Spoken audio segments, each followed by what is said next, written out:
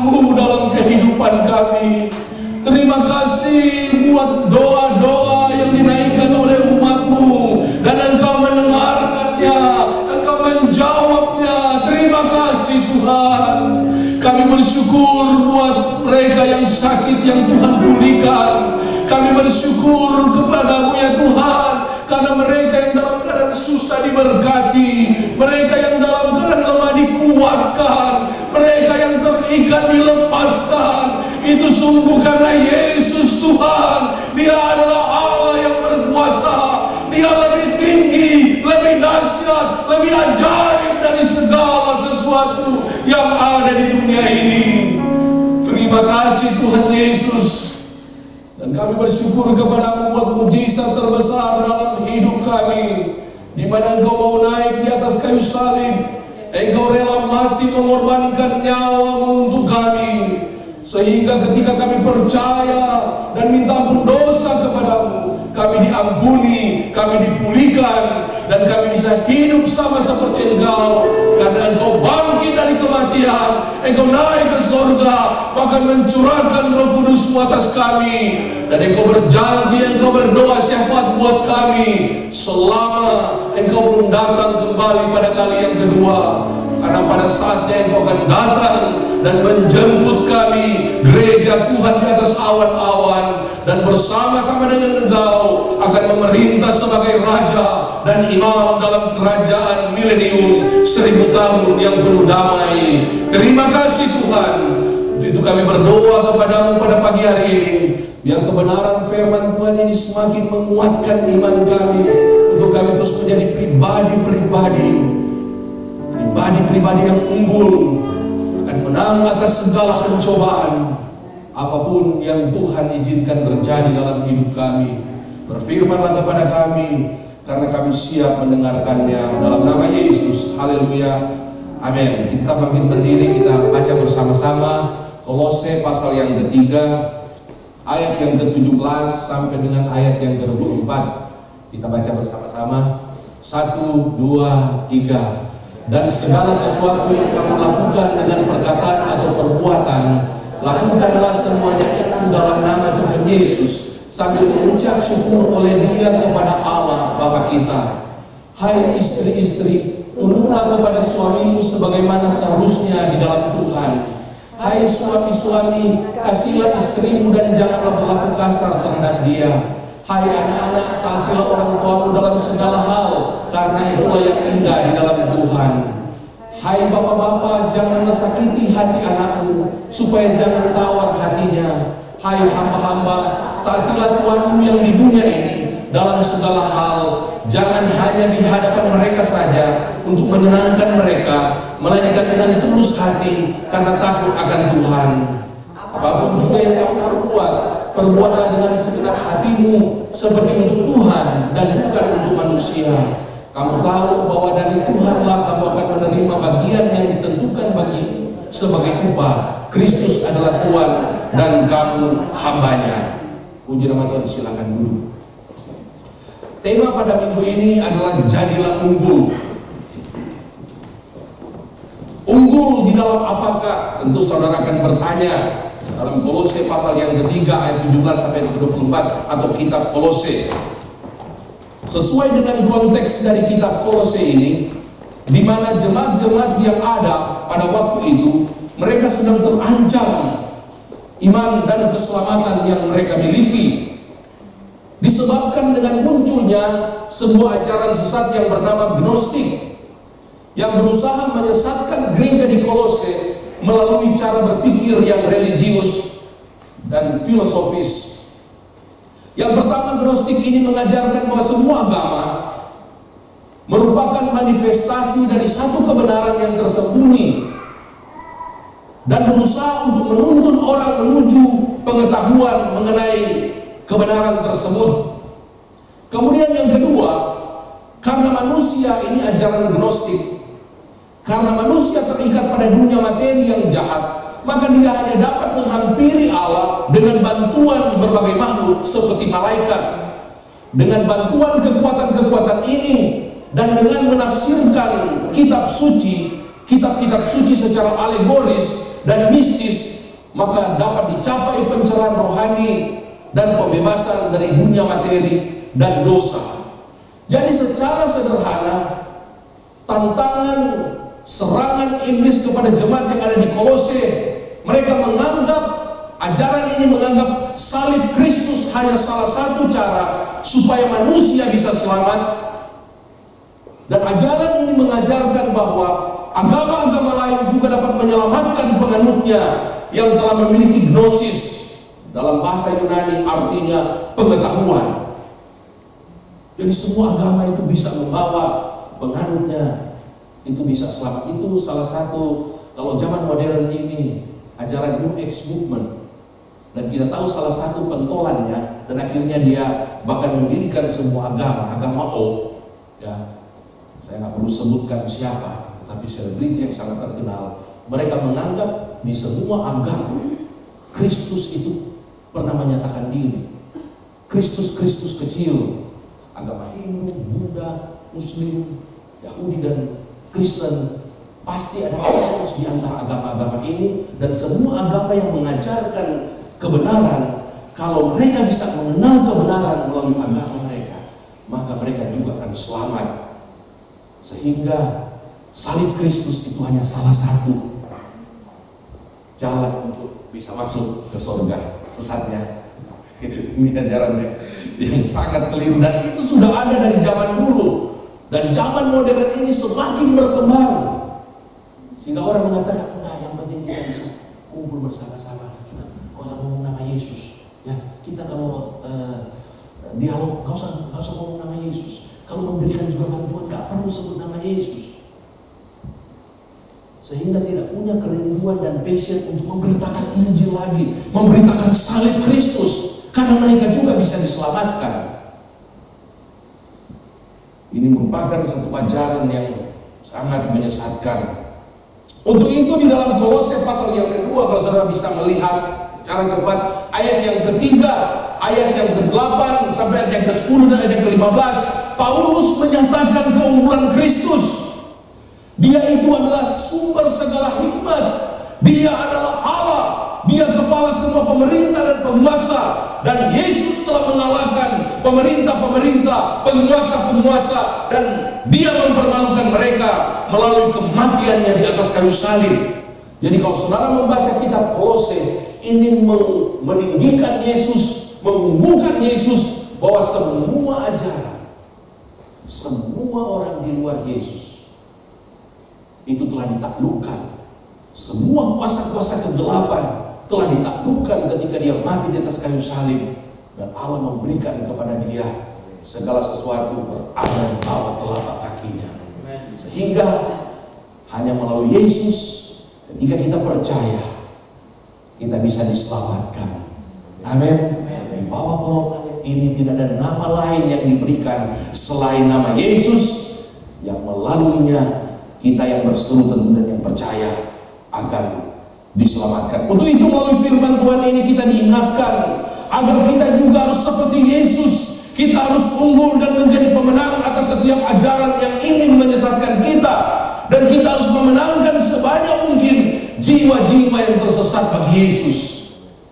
Kita bukan hanya bertahan supaya tidak disesatkan, bahkan kita juga harus unggul. Kita juga harus menang atas para penyesat.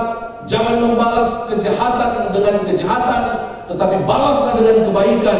Karena kita punya tujuan, mereka yang menyesatkan kita, mereka juga satu waktu akan bertekuk lutut di bawah kaki Tuhan dan mengaku bahwa Yesus Kristus adalah Tuhan. Amin. Haleluya. Apakah rahasianya supaya saya dan saudara bisa unggul? Ini tema kita pada minggu ini. Apakah rahasianya? Karena mungkin tanya-tanya, ini keluarga Pak Simpson kok udah tua-tua semua ini. Ya. Jadi kalau saudara search di Google, ini Mayer Amschel Rothschild, dan ini istri, kemudian ada 5 anaknya perempuan dan 5 anaknya laki-laki. Dan mereka ini merupakan satu keluarga terkaya di dunia. Beberapa tahun yang lalu diperkirakan mereka memiliki kekayaan kurang lebih $500 miliar. Wah, coba saudara hitung tanya. Haleluya. Dompet saja kalau sudah diisi 1 juta udah kelihatan banyak sekali, apalagi yang dolar-dolar itu. Apakah rahasianya supaya kita bisa unggul?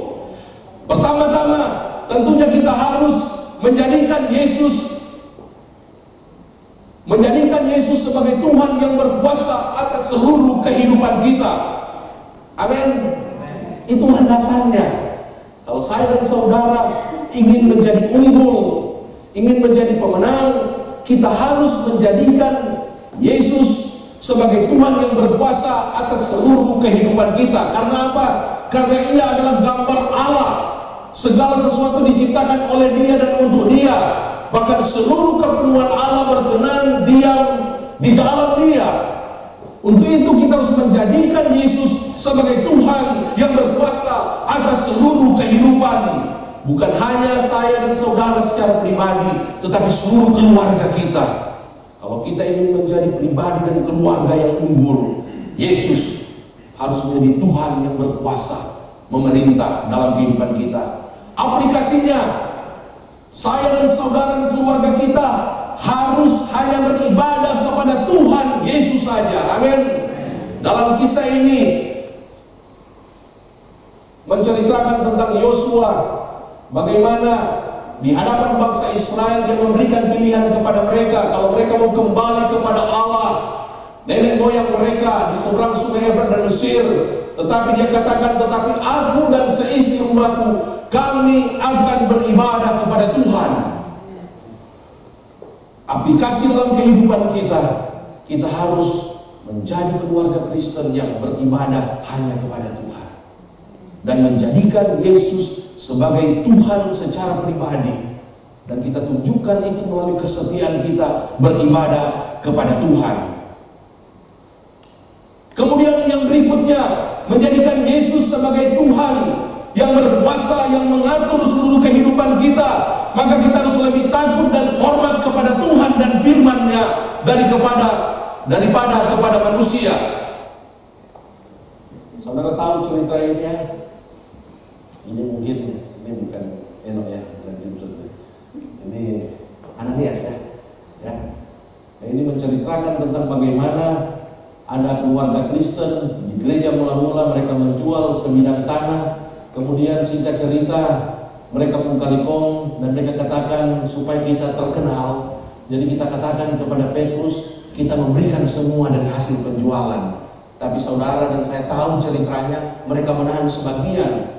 Dan singkat cerita, akhirnya Ananias dan Safira mereka harus mati.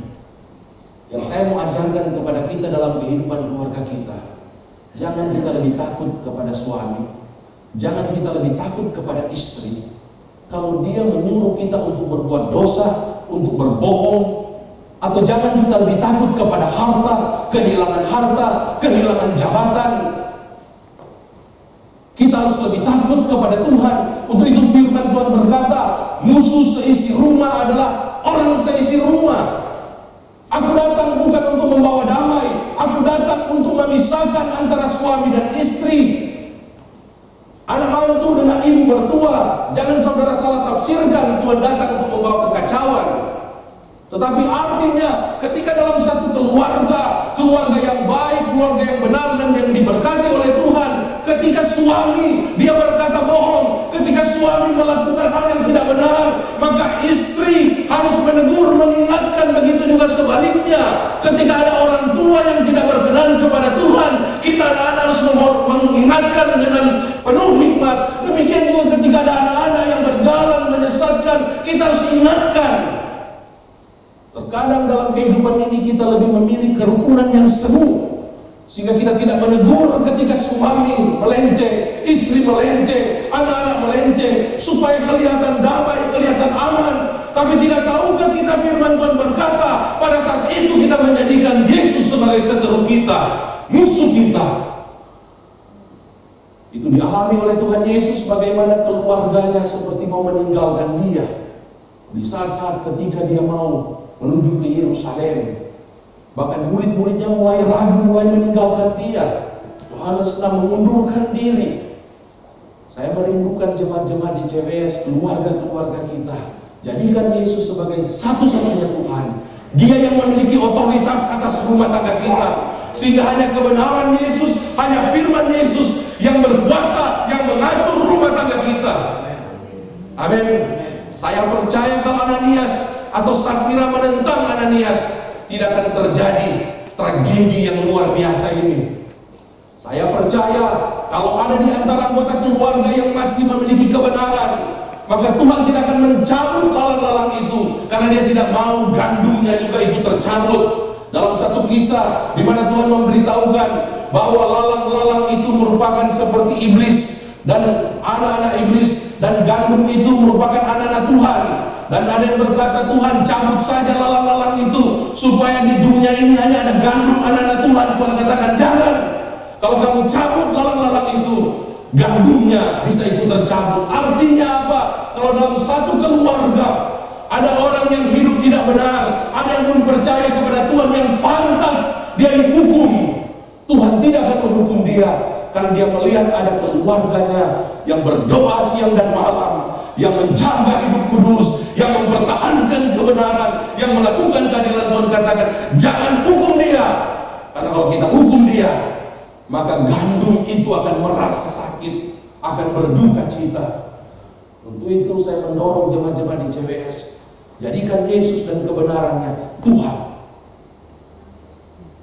bukan orang yang lain, bahkan bukan orang yang membiayai hidup saudara, bukan orang yang memberikan segala sesuatu untuk saudara.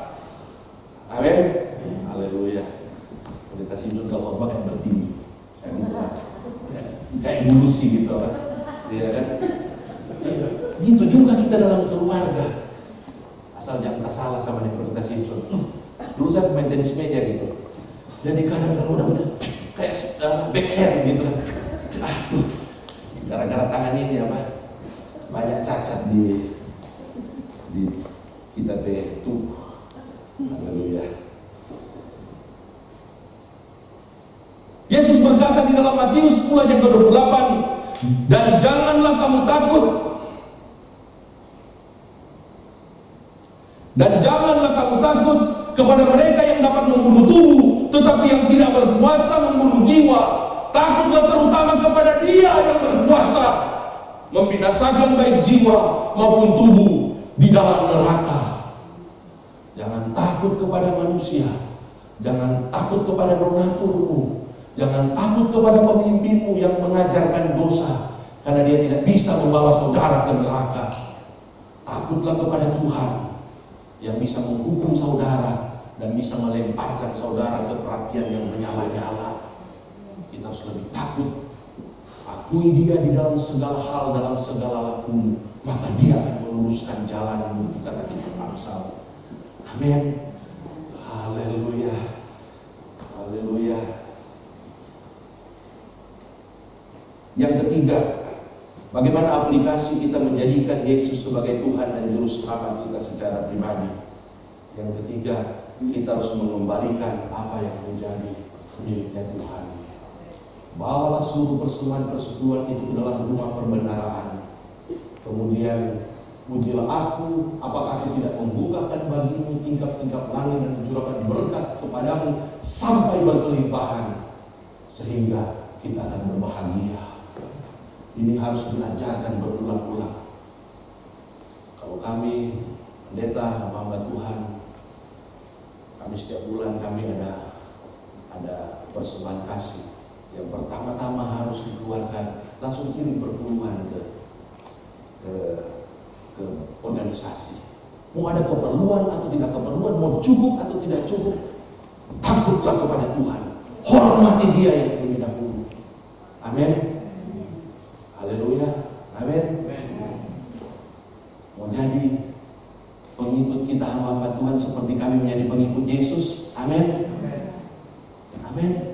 Bagian ini miliknya Tuhan, ini bukan milik kita. Praktekkan firman Tuhan itu. Bahkan sekalipun Tuhan tidak memberkati kita dengan berkelimpahan, berikan, karena itu miliknya Tuhan. Karena ada hal yang sangat menakutkan kalau itu tidak dilakukan. Ada belalang pelahap yang akan menghabisi harta kekayaanmu. Pohon anggurmu tidak akan berbuah, dan yang paling kita akan menjadi orang yang tidak berbahagia. Jadi kalau saudara lihat orang-orang Kristen berjalan dengan tidak berbahagia, sekalipun dia punya segala sesuatu, kemungkinan dia masih lalai dalam hal ini.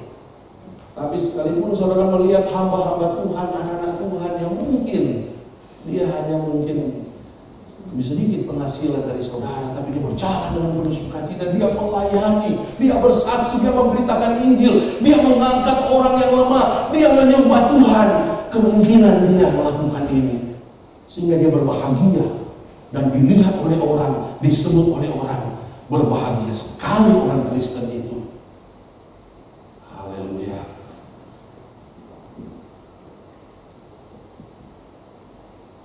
Kemudian yang kedua, bagaimana aplikasinya kita menjadikan Yesus sebagai Tuhan dan Juru Selamat kita secara pribadi. Setiap anggota keluarga harus memiliki iman yang kokoh dan kuat. Kita harus berakar di dalam Dia dan dibangun di atas Dia. Setiap kita harus memiliki iman yang kokoh dan kuat. Dan iman yang kokoh dan kuat itu berarti kita harus berakar di dalam Tuhan. Bukan hanya orang Kristen yang hari Minggu saja kita datang ke gereja, atau bahkan ada yang cuma datang Paskah, atau datang kalau anaknya mau menikah, atau mungkin datang kalau anggota keluarganya, kalau itu pelayan Tuhan harus dibawa ke gereja. Tidak, untuk menghormati hamba Tuhan itu biasa dibawa ke gereja. Kita harus memiliki iman yang kokoh, iman yang berakar di dalam Tuhan. Bagaimana caranya agar supaya kita dapat memiliki iman yang kokoh? Iman jika kita ibaratkan dengan sebuah pohon, maka pohon itu supaya kokoh haruslah berakar yang dalam. Untuk itu, supaya iman kita berakar dan tidak akan mudah goyah dan roboh dan tersesat, maka yang pertama-tama kita harus membaca dan merenungkan firman Tuhan siang dan malam. Amin. Mazmur pasal yang pertama dan kedua sampai yang ketiga berkata, tetapi yang kesukaannya ialah Taurat Tuhan, dan yang merenungkan Taurat itu siang dan malam. Itu akan membuat iman kita kokoh, membaca, merenungkan Taurat Tuhan siang dan malam. Haleluya. Kita hamba Tuhan harus memberikan contoh dan memberikan teladan. Amin. Haleluya. Dan sebenarnya sekalipun hamba Tuhan tidak memberikan contoh dan teladan, membaca, merenungkan firman Tuhan menjadi kesukaan kita. Raja Daud pun lakukan, dia seorang raja yang sibuk menghakimi berjuta-juta rakyat Indonesia, bahkan bangsa-bangsa lain datang membawa upeti kepadanya. Salomo, Ratu Ethiopia meminta hikmat, tapi mereka sempat membaca firman Tuhan, merenungkan firman Tuhan. Maaf, bukan saya merendahkan, apalagi kita yang mungkin hanya bekerja jam 8, jam 9 sampai mungkin jam 4. Ada banyak waktu untuk kita membaca firman Tuhan. Amin. Haleluya. Lukas 10 ayat ke-39 ini menceritakan tentang Maria, bagaimana dia duduk dekat kaki Tuhan dan terus mendengarkan perkataan-perkataannya. Tetapi apa yang terjadi? Saudara perempuannya yang bernama Marta rupanya terusik dengan keintimannya dalam membaca firman Tuhan, merenungkan firman Tuhan, mendengarkan firman Tuhan pada saat teduh, sehingga Tuhan perlu mengkoreksi Marta. Tuhan berkata, Marta, Marta, engkau khawatir dan menyusahkan diri dengan banyak perkara, tetapi hanya satu saja yang perlu. Maria telah memilih bagian yang terbaik, yang tidak akan diambil daripadanya. Sikap dan tindakan yang berkenan kepada Tuhan Yesus yang akan membuat iman kita semakin kuat dan kokoh. Bukanlah sikap yang merasa diri telah banyak berkontribusi, banyak melayani di gereja, sehingga menilai diri sendiri lebih baik dari orang lain. Perhatikan statement ini. Jika ada di antara kita yang seperti ini, maka iman kita akan rapuh dan kita akan kehilangan sukacita. Sebab Yesus berkata, Marta, Marta, ini orang yang sibuk melayani, menyibukkan diri dengan berbagai perkara, seakan-akan hanya dia yang bisa melakukannya. Engkau khawatir dan menyusahkan diri dengan banyak perkara. Itu katanya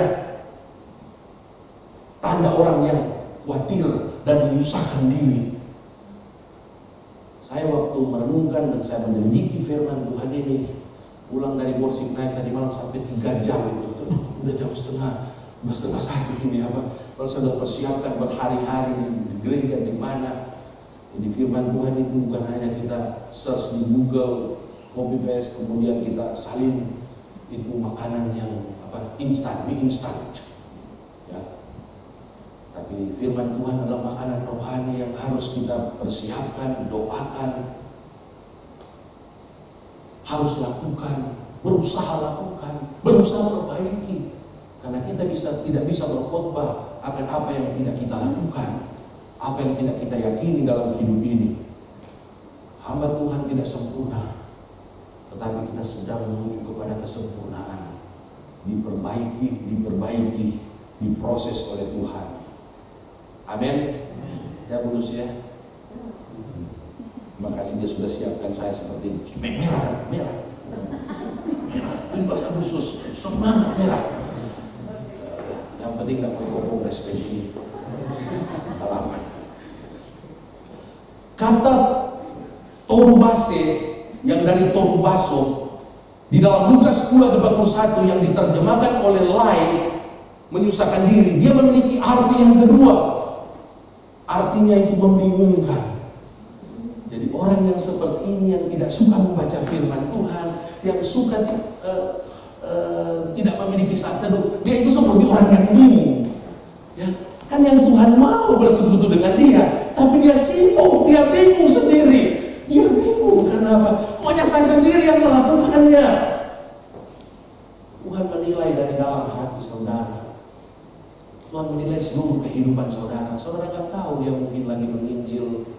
Dia menginjil di kantornya. Dia mengangkat orang yang miskin. Dia rela berkorban. Dan itu tidak ditunjukkan di mimbar, di gereja. Ya. Mungkin dia di gereja dia berdoa untuk saudara. Ya. Ibu janda yang berdoa. Sehingga di sorga lebih bagus rumahnya kata dibanding pendetanya. Karena pendeta itu berhasil karena dia berdoa. Artinya apa? Tuhan mengajarkan kepada kita yang terpenting, bersekutu dengan dia. Kalau ada orang lain yang seperti lambat di dalam melayani, seperti dalam pertandingan, saya waktu lari nggak perlu saya bilang, cepat sedikit, kalau perlu 30 meter gitu, begitu bukan bertinju. Ya. Kalau kita bertinju itu, kalau kita lihat lawannya lemah-lemah, tambah sikat aja. Kalau perlu 20 detik sudah jatuh di kanvas. Kita nggak bisa ikut orang. Jadi karena dia lemah aja. Karena dia lari lemah, kita juga ikut pelan. Enggak. Ya. Berusaha sampai yang di depan, terdepan. Dan tentu jangan melupakan yang terbaik, yaitu bersekutu dengan Tuhan.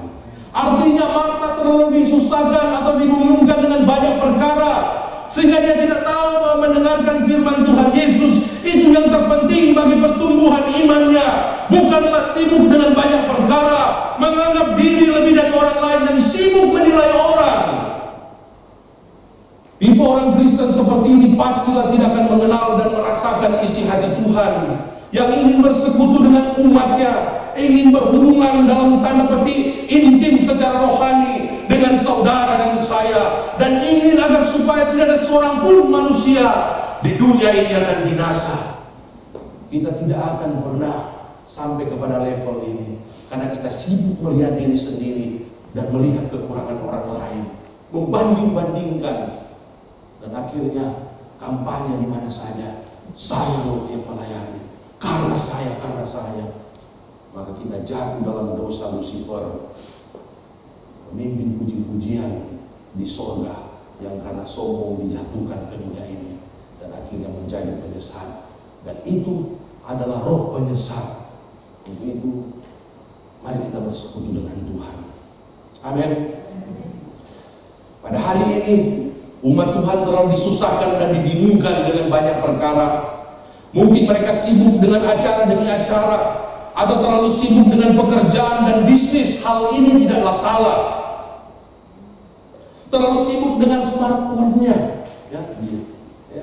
Saya lihat bukan hanya di busway, halte busway, semua pegang handphone. Di gereja juga saya lihat lagi ngobrol juga orang nggak tahu cuma mau tulis ketawa di stiker ketawa, tapi lagi ngobrol sama pendeta mungkin, ya. Atau mungkin lagi ngobrol dengan orang tua tapi cuma kirim stiker gitu aja, ya. Haleluya, apalagi sekarang kan ada stiker-stiker yang ada fotonya, ya. Sudah kirim, saya juga soalnya minta tolong kakak saya, tolong bikinkan dong. Tapi belum sampai ke jemaat ya, masih di grup keluarga. Karena nanti takut dibilang apa, mau pamer. Haleluya. Sehingga waktu-waktu untuk membaca firman Tuhan, mendengarkan firman Tuhan dan suara Tuhan di dalam keheningan, waktu saat teduh, baik pagi, siang ataupun malam hari, sudahlah menjadi hal yang langka karena sibuk. Akibatnya banyak orang yang mulai pudar imannya. Tidak ada lagi semangat kasih mula-mula untuk bersaksi dan memenangkan jiwa. Tidak ada lagi semangat untuk berbelas kasihan kepada keluarga yang terhilang, teman-teman yang jauh dari Tuhan, tetangga-tetangga yang belum percaya kepada Yesus. Bahkan ada kemungkinan jika mereka mendengar ada orang berdosa yang bertobat, waduh, sepertinya apa tidak menerima. Wah, pasti itu strategi, pasti itu penyusupan. Saudara pernah dengar? Jangan takut, karena Paulus juga dikira itu pura-pura waktu dia bertobat, dan roh itu masih ada sampai saat ini. Dan kita akan kehilangan kepekaan isi hatinya Tuhan kalau kita sibuk dengan segala sesuatu, tidak membaca, mendengarkan firman Tuhan yang Tuhan beritahukan kepada kita. Di dalam Lukas pasal yang ke-15 ayat 26 sampai 31, ketika anak sulung itu mengetahui bahwa bapaknya sedang mengadakan pesta oleh karena adiknya yang terhilang telah pulang kembali ke rumah mereka, maka dalam ayat yang ke-28 dikatakan, dan saya waktu mempersiapkan firman Tuhan, ini sebenarnya ayat yang paling menyedihkan buat saya, dan saya berdoa kiranya Tuhan menjauhkan ini dari hati kita. Saudara tahu bagaimana sikapnya ketika dia tahu adiknya itu kembali ke rumah? Saudara tahu apa yang dia miliki? Firman Tuhan berkata, maka marahlah anak sulung itu dan ia tidak mau masuk. Saya berdoa agar supaya di antara kita tidak ada yang memiliki hati yang jahat seperti ini. Kalau saudara melihat ada orang yang mungkin suka buat onar, tiba-tiba dia masuk ke gereja, ketika saudara kata, sudah ke gereja dia. Atau orang yang sudah meninggalkan gereja kembali lagi, seperti ada sukacita, maaf saja. Orang masuk ke gereja saudara tidak sambut, harusnya dipeluk. Ya. Bukan karena saya pendeta, tugas saya setiap orang yang datang saya jabat tangan, saya peluk Pak Heri. Dan nggak tahu saudara-saudara saya peluk waktu baru pertama datang di sini. Tapi itu tugas kita orang percaya.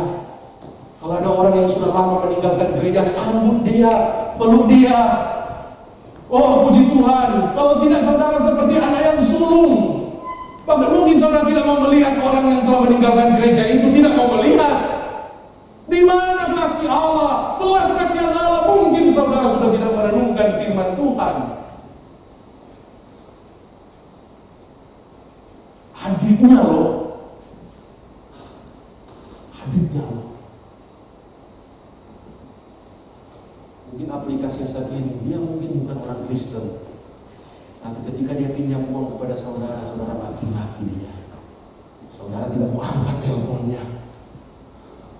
Dia undang saudara untuk Idul Fitri di rumahnya, nggak mau datang, saya mau pelayanan. Itu seperti kita benci dan kita menolak dia untuk bertobat. Hati Bapa itu tidak ada dalam hati orang-orang yang seperti ini.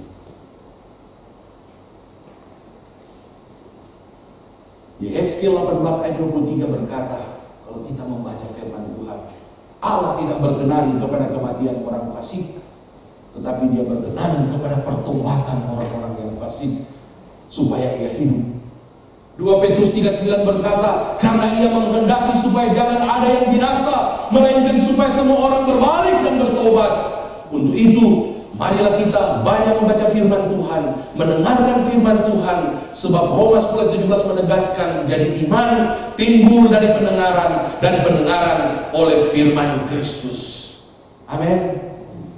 Haleluya. Yang kedua, jika iman kita ingin kokoh dan kuat, kita harus memiliki gairah dan semangat untuk berdoa.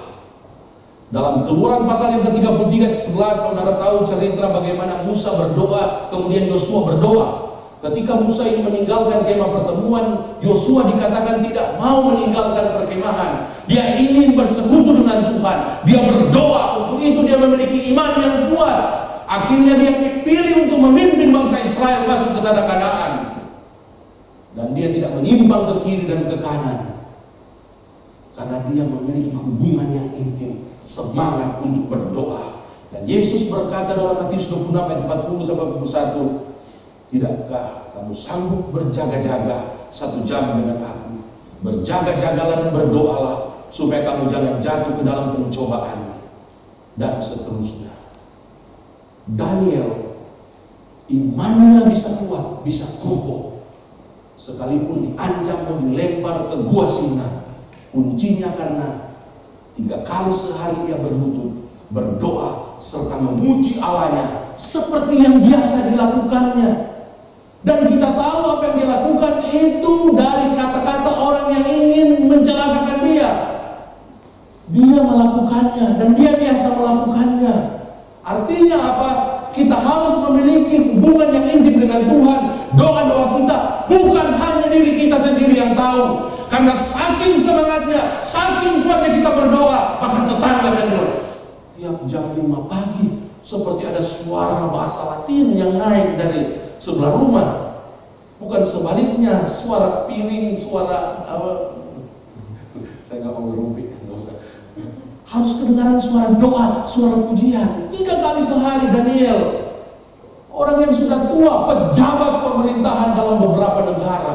Nebukadnezar, setelah Nebukadnezar adalah dia, tapi dia berdoa 3 kali sehari. Saudara atur waktu doa saudara. Amin. Haleluya. Yesus hari masih pagi dia berdoa, semalam-malaman dia berdoa. Dan yang ketiga, supaya kita dapat memiliki iman yang kokoh, maka kita harus berbuah yang lebat. Kita harus berbuah yang lebat di dalam kehidupan ini. Dan Tuhan menginginkan buah kehidupan kita itu tetap dan semakin bertambah-tambah dalam kehidupan ini. Saudara lihat ini. Saya sempat, ini sudah masuk Israel, kemudian lihat Israel. Kayak Minasa Selatan, Wau, ya, gunung-gunung daerah. Ini pohon-pohon kurma ini. Ada yang tinggi 20 meter, 25 meter. Saya punya foto ada seperti apa, truk itu yang naik ke atas itu. Untuk rupanya orang memetik buah-buah kurma. Dan firman Tuhan berkata, kita harus berakar dan bertunas seperti pohon kurma. Walaupun di padang gurun, dia tidak bisa rumbuh, dia tetap berbuah. Karena apa? Karena pohon kurma itu, Bapak-Ibu saya lihat, waktu mau tanam, kemudian di atas benih ditaruh batu, supaya apa? Supaya tunas itu tidak akan keluar sampai akarnya itu masuk ke dalam, bahkan sampai beratus-ratus meter. Dia mencari aliran sungai di bawah padang gurun. Dan kalau dia sudah menemukan aliran sungai di bawah, barulah dia akan mengeluarkan tunasnya, dan batu itu akan hancur. Dan pada waktu batu itu hancur, pohon kurma itu tidak bisa dibendung. Dia akan bertumbuh 20-25 meter. Dan buahnya itu ada banyak manfaat dari buah pohon kurma. Ya, terlalu kecil ini. Biasa mau coba bikin besar, belum sampai situ ilmunya. Jadi seperti dari 100 gram, saudara set aja di Google ya. Itu manfaatnya apa? Haleluya, haleluya, haleluya. Kemudian yang ketiga, kita harus menjalankan tugas dan peran masing-masing dengan penuh sukacita. Amin. Haleluya. Saya Ini pohon korma ya. Mazmur 92:12. Orang benar akan bertunas seperti pohon korma, akan tumbuh subur seperti pohon aras di Libanon. Mereka yang ditanam di bait Tuhan akan bertunas di pelataran Allah kita. Pada masa tua pun mereka masih berbuah, jadi gunung dan segar untuk memberitakan bahwa Tuhan itu benar, bahwa Ia gunung batuku dan tidak ada kecurangan di dalamnya. Amin. Kita harus berakar di dalam Tuhan. Dan Tuhan menginginkan agar supaya buah dari kehidupan kita, karena iman kita berakar, buah itu akan lebat. Kemudian buah itu harus tetap dan bertambah-tambah. Bukan kamu yang memilih aku, tetapi akulah yang memilih kamu. Dan aku telah menetapkan kamu supaya kamu pergi dan menghasilkan buah.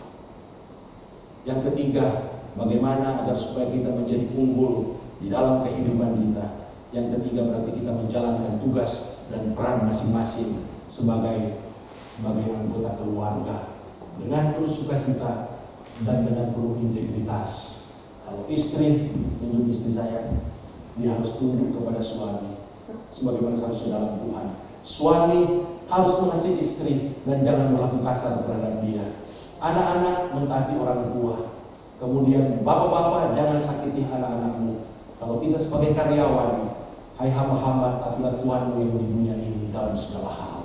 Kalau saudara ingin menjadi pribadi yang unggul, kita harus menjalankan peran kita masing-masing dalam keluarga kita. Amin.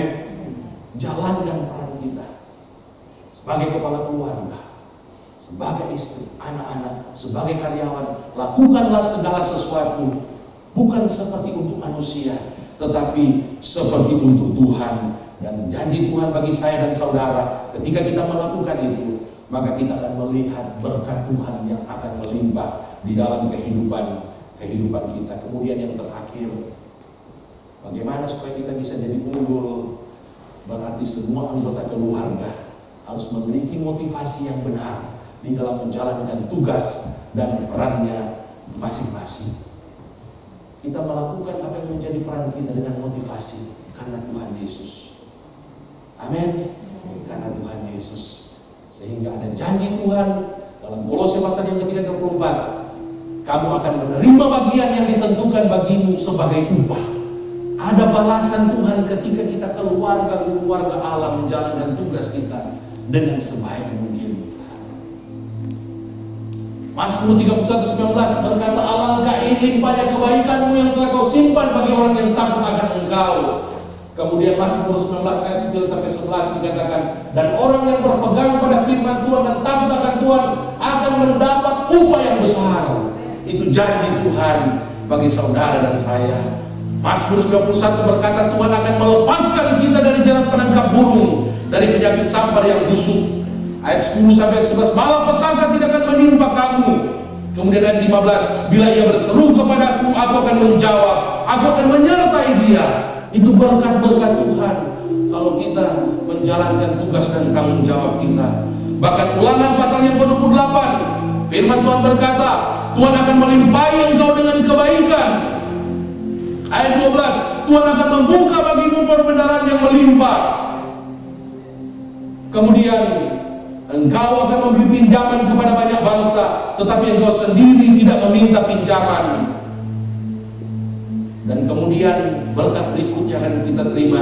Tuhan akan memakai saudara dan saya menjadi tumpuan harapan dan penyelamat bagi banyak orang yang belum percaya kepada Yesus. Amin. Sakaria 8:3 berkata, pada waktu itu 10 orang dari berbagai-bagai bangsa akan memegang kuat-kuat punca juas orang Yahudi. Saudara dan saya adalah Israel secara rohani. Dan mereka akan berkata, kami mau pergi menyertai kamu, sebab kami telah dengar bahwa Allah menyertai kamu. Daniel, dalam Daniel 6 ayat 27, ketika dia tidak dimakan oleh singa karena dia takut akan Tuhan, akhirnya Raja Darius memberikan titah, bersama ini kuberikan perintah bahwa di seluruh kerajaan yang kukuasai orang harus takut dan gentar kepada Allahnya Daniel. Karena dia melepaskan dan menolong Daniel, dia mengadakan tanda-tanda ajaib dan mujizat di langit dan di bumi. Luar biasa upaya yang Tuhan sediakan bagi saya dan saudara. Dan yang terakhir dalam Wahyu yang ke-10, Tuhan menyediakan mahkota kehidupan bagi mereka yang setia melayani Tuhan, mengikuti Tuhan. Ketika kita melakukan kebenaran-kebenaran ini, menjadikan Yesus sebagai Tuhan yang berkuasa atas seluruh kehidupan kita. Setiap anggota keluarga memiliki iman yang kokoh dan kuat. Kita menjalankan tugas dan peran masing-masing dengan penuh sukacita. Semua anggota keluarga memiliki motivasi yang benar dalam menjalankan tugas dan perannya masing-masing. Maka sesuai dengan janjinya, akan ada upah dari Tuhan yang akan dicurahkan secara berkelimpahan dalam kehidupan kita. Dan dengan pertolongan Roh Kudus kita akan menjadi pribadi, keluarga, dan gereja yang unggul, dan akan menjadi seperti bintang yang bercahaya di langit, dan banyak orang akan diberkati dan diselamatkan melalui kehidupan saya dan saudara. Amin. Jadilah pribadi yang unggul seperti Yesus, dan kita akan melihat bagaimana Tuhan menyertai kehidupan kita semua yang ada di tempat ini. Bapa, hamba bersyukur karena firman Tuhan sudah disampaikan. Terima kasih Bapa di surga, jadilah kepada kami seperti yang Kau firmankan. Dalam nama Tuhan Yesus hamba sudah berdoa. Haleluya, haleluya. Amin.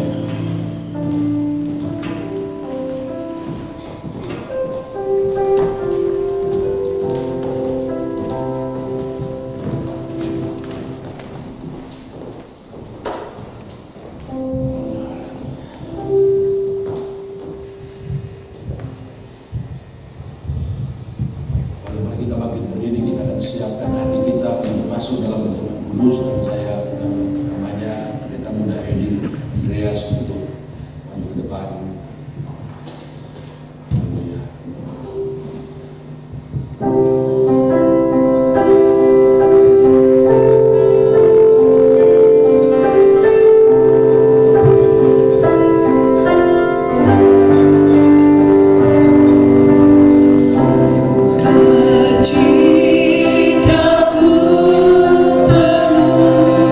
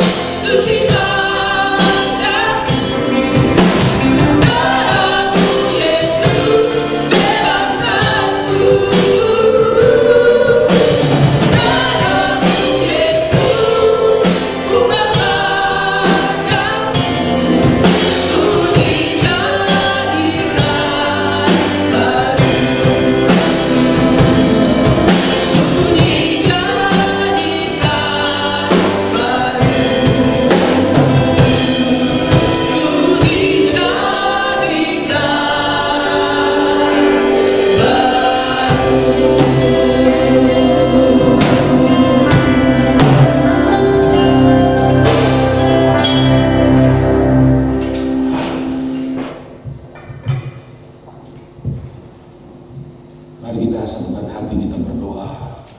Bapa, kami ingin ambil bagian di dalam perjamuan kudus, dan kami diingatkan sebelum memakan roti yang melambangkan tubuh Kristus, anggur yang melambangkan darah Kristus yang tercurah di atas kayu salib. Kami mengaku dosa-dosa kami dan kami meminta ampun di hadapan Tuhan. Jika kami bersalah kepada sesama anggota tubuh Kristus, baik dalam perkataan, perbuatan, dalam hati kami mohon ampuni dosa kami dan sucikan kami dan kuasa darah Yesus. Terima kasih Bapa di surga, dan kami mau ambil bagian dalam perjamuan kudus ini di dalam nama Bapa dan Anak dan Roh Kudus. Sebab apa yang telah kuteruskan kepadamu telah aku terima dari Tuhan, yaitu bahwa Tuhan Yesus pada malam waktu ia diserahkan mengambil roti, dan sesudah itu ia mengucap syukur atasnya. Ia memecah-mecahkannya dan berkata, inilah tubuhku yang diserahkan bagi kamu, perbuatlah ini menjadi peringatan akan aku. Demikian juga ia mengambil cawan sesudah makan lalu berkata, cawan ini adalah perjanjian baru yang dimeteraikan oleh darahku. Perbuatlah ini setiap kali kamu meminumnya menjadi peringatan akan aku. Di dalam nama Bapa dan Putra dan Roh Kudus kita memakannya.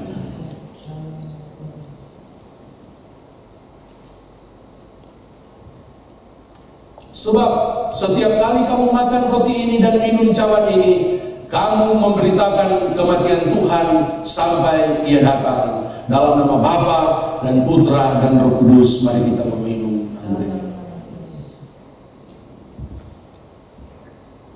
Dan ucapkanlah syukur kepada Tuhan. Tuhan Yesus yang telah membasuh kita dengan darahnya, dan dia berjanji dalam firman-Nya, oleh bilur-bilurnya tubuhmu menjadi sembuh. Amin. Di dalam nama Tuhan Yesus, di dalam nama Tuhan Yesus, orang-orang yang kita kasih yang sakit menjadi sembuh. Ibu Florentin menjadi sembuh, Ibu Rinaka menjadi sembuh, Pak Sukari menjadi sembuh, bahkan semua yang hadir, semua keluarga kami menjadi sembuh di dalam nama Yesus. Terima kasih Tuhan, terima kasih Tuhan. Kami bersyukur kepadamu. Terima kasih Tuhan buat kami. Terima kasih buat keajaiban-Mu. Terima kasih Tuhan Yesus. Dalam nama Yesus kami sudah berdoa dan mengucap syukur karena Tuhan sudah menyelamatkan kami dan menyembuhkan kami dan orang-orang yang kami kasihi. Haleluya, mari kita percaya sama-sama, katakan amin. Silakan duduk saudara dalam hadirat Tuhan.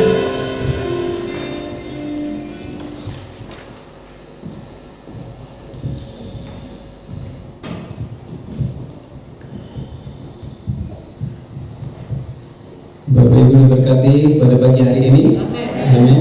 Puji nama Tuhan. Biarlah kita menjadi keluarga-keluarga yang unggul, menjadikan Kristus berkuasa di dalam keluarga dan kehidupan kita. Kita memiliki iman yang kokoh, dan kita memiliki peran masing-masing dan memiliki motivasi yang benar di dalam melakukan segala sesuatunya. Saya akan membacakan pengumuman. Terima kasih Bapak Ibu Saudara sekalian yang sudah berusaha untuk hadir tepat waktu pada ibadah pada pagi hari ini. Tuhan Yesus memberkati kita semuanya. Selamat datang bagi Bapak Ibu yang baru pertama kali hadir. Adakah yang baru pertama kali hadir? Sepertinya jemaat Tuhan yang setia. Mari kita akan membawa saudara-saudara kita, teman-teman kita untuk datang bersama-sama di ibadah-ibadah selanjutnya. Mari kita akan menyaksikan video kegiatan GSI CWS Sentul City sepanjang minggu ini.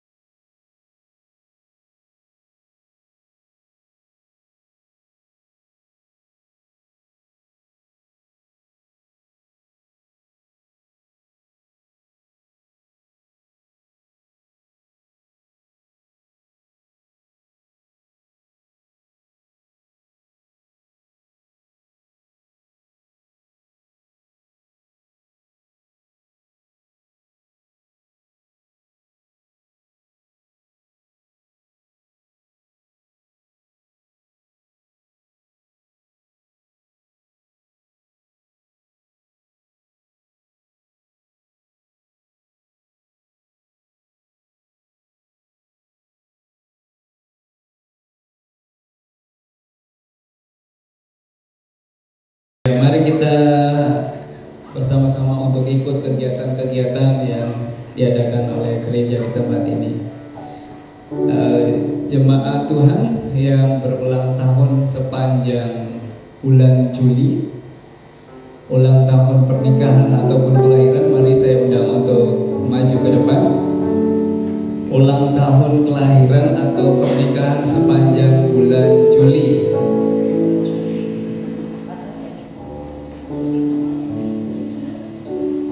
Silakan. Ayo.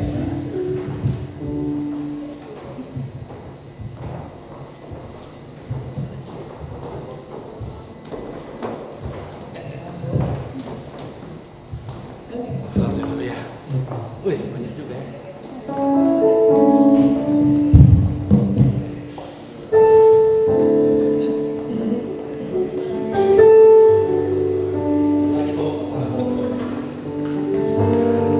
Ya, nanti Pak Simpson berdoa buat jemaat Tuhan ya. Mari kita angkat tangan kita untuk saudara kita.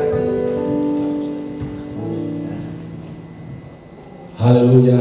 Terima kasih Tuhan, kami bersyukur buat umur panjang yang Tuhan karuniakan kepada hamba-hambamu, kepada jemaat kami, pada Pak Eno, Ibu Sinta, pada Pak Aan, demikian juga kepada Pak Lambo, ada Prima juga.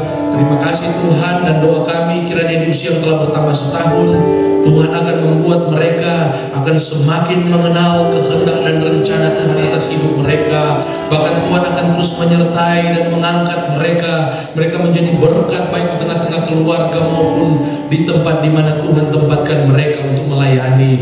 Diberkatilah hamba-hambamu ini, diberkatilah jemaat-jemaatmu ini. Di dalam nama Tuhan Yesus kami berdoa. Haleluya, terima kasih Tuhan.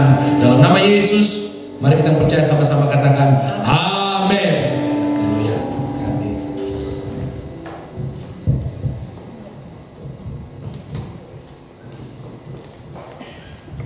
Ya, selamat ulang tahun Bapak Ibu Saudara sekalian, dan kiranya semakin diberkati dan menjadi berkat bagi banyak orang. Mari saat ini kita akan mempersiapkan persembahan kita untuk pekerjaan Tuhan. Bapak Ibu dapat maju ke depan. Mari kita berdoa. Bapa, kami mengucap syukur buat kesempatan yang Tuhan berikan. Engkau sudah memberikan yang terbaik bagi kami, dan biarlah pada saat ini kami juga belajar untuk memberikan yang terbaik bagi hormat kemuliaan nama Tuhan. Bukan berdasarkan apa yang tidak ada pada kami, melainkan berdasarkan apa yang ada pada kami. Kami mempersembahkan seluruh kehidupan kami bagi hormat dan kemuliaan nama-Mu. Kiranya Engkau akan semakin dimuliakan melalui kehidupan kami. Terima kasih Bapa, di dalam nama Tuhan Yesus Kristus. Haleluya. Amin. Kita nyanyikan pujian Bapa.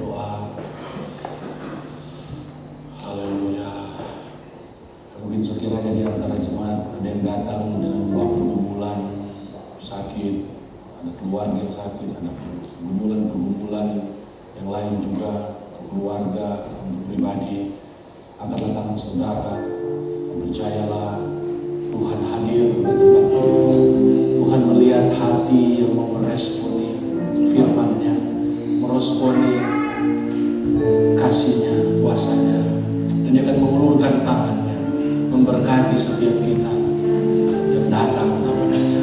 Haleluya Tuhan, kami berdoa secara khusus buat Bapak Heri. Engkau melihat imannya.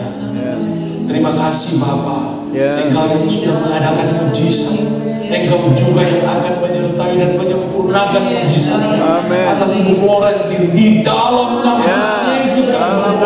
Mujizat terjadi. Terima kasih Tuhan. Terima kasih Tuhan Yesus. Kami berdoa juga buat Ibu Feby. Jadilah mujizat atas kehidupannya, atas apa yang digumuli saat ini. Tuhan buka jalan, Tuhan memberkati karena itu janji firman-Mu. Kami berdoa juga buat Ibu Desi. Tuhan akan memberkati juga Ibu Desi. Tuhan akan menolong, mengulurkan tangan-Mu karena Engkau mengasihi hamba-Mu ini. Di dalam nama Tuhan Yesus, Lina dan putrinya juga Tuhan akan tolong. Tuhan tahu pergumulan mereka. Tuhan akan memberikan pertolongan tepat pada waktunya. Istimewa hamba-Mu juga Magdalena, Tuhan akan memberkati di dalam nama Tuhan Yesus. Terima kasih Tuhan. Dan sebentar kami akan meninggalkan rumah Tuhan ini, kembali ke rumah kami masing-masing. Roh Kudus kiranya akan menyertai, melindungi, membawa kami sampai dengan selamat di tempat tujuan kami ataupun di tempat-tempat tujuan yang lain. Kami berdoa dan kami menyatakan dengan iman kami akan membawa firman Allah ini. Firman Allah ini akan kami hidupi, akan kami beritakan, akan kami saksikan, baik di tengah-tengah keluarga, di tempat di mana Tuhan percayakan kami untuk bekerja dan melayani, berbisnis. Biar nama Tuhan dipermuliakan, dan biar kami akan melihat pembelaan Tuhan, penyertaan Tuhan. Bahkan kami berdoa, sekalipun dunia ini gentar dan takut dengan berbagai kabar celaka, malapetaka, bencana alam, tsunami, tetapi Engkau berjanji dalam firman-Mu, dalam Mazmur 91, Engkau akan meluputkan kami dari malapetaka. Itu janji-Mu. Amin, amin. 1.000 orang rebah di sisi kami, 10.000 di sebelah kami, tapi itu tidak akan menimpa kami karena firman kita. Terima kasih Tuhan. Terima kasih Tuhan. Bahkan kami berdoa, digenapilah janji firman Tuhan ini yang bergumul dalam masalah ekonomi, masalah keuangan. Sementara mereka menyembah Engkau, sementara mereka beribadah kepadamu, terbukalah tingkap-tingkap langit berkat-Mu, terjun atas mereka. Bahkan apa yang tidak mereka pikirkan belum timbul dalam hati mereka, yaitu hikmat Allah yang akan menolong mereka, menyediakan berkat secara berkelimpahan, sehingga masalah mereka bisa diatasi. Terima kasih Tuhan. Terpujilah nama-Mu, dan kami akan pulang. Itu jemaat yang dikasih Tuhan, angkatlah tangan-Mu serta terimalah berkat. Kiranya berkat yang dari Allah Bapa, yang Dia wujudkan melalui pengorbanan anak yang tunggal Tuhan Yesus Kristus di atas kayu salib, serta penyertaan Roh Kudus dalam kehidupan kita mulai hari ini bahkan sampai seumur hidup kita. Kiranya berkat daripada Allah Tritunggal ini akan menyertai kehidupan kita mulai pagi hari ini, besok, bahkan sampai seumur hidup kita, bahkan sampai Maranatha, Tuhan Yesus Kristus datang pada kali yang kedua. Di dalam nama Bapa dan Putra Allah dan Roh Kudus, terimalah semua berkat ini. Amin.